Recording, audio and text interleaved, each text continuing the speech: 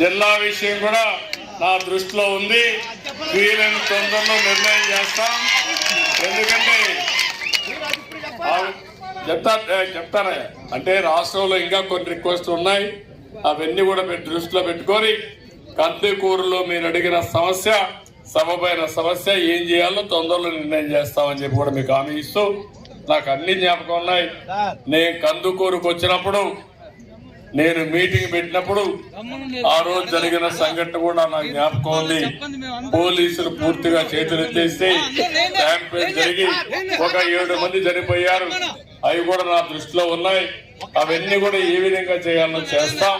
వారిని కూడా ఎయిర్పోర్ట్కి రమ్మన్నా, ఎయిర్పోర్ట్ దగ్గర రమ్మన్నా, వారితో కూడా మాట్లాడు. చెప్పాను కదా ఎన్నిసార్లు చెప్పాలి.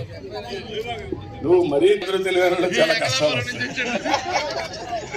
ఏది కూడా ఎప్పుడు చేయాలో సరైన సమయంలో సరైన నిర్ణయం, అందరికీ ఆమోదాల ప్రకారం పనిచేసే ప్రభుత్వాన్ని మరొక్కసారి మీ అందరికీ ఆమోదిస్తున్నాం. మీ అందరి అభిమానంతో మరొకసారి అందరికీ నమస్కారాలు. జై హింద్. అందరికీ ఓకే అమ్మా. చిన్న విన్నపం. గౌరవ ముఖ్యమంత్రి వారిలో కొన్ని సంవత్సరాల క్రితం నుంచి కందుకూరు మండలంలో ఉన్న గర్భకండిక ల్యాండ్స్ కి విముక్తి కల్పించి ఈరోజు ఆల్రెడీ మెమో కూడా ఇవ్వడం జరిగింది. కందుకూరు నియోజకవర్గంలో ఉన్న 4 గ్రామాల ప్రజల తరఫున గౌరవ ముఖ్యమంత్రి వారికి చేతులు ఇచ్చి నమస్కారాలు తెలియజేసుకుంటా ఉన్నాం. కొన్ని దశాబ్దాల నుంచి ఆ ప్రాబ్లం ఉంది సార్. ఈ రోజు ఆల్రెడీ మెమో కూడా ఇచ్చారని చెప్పి గౌరవ అధికారులు చెప్పడం జరిగింది సార్.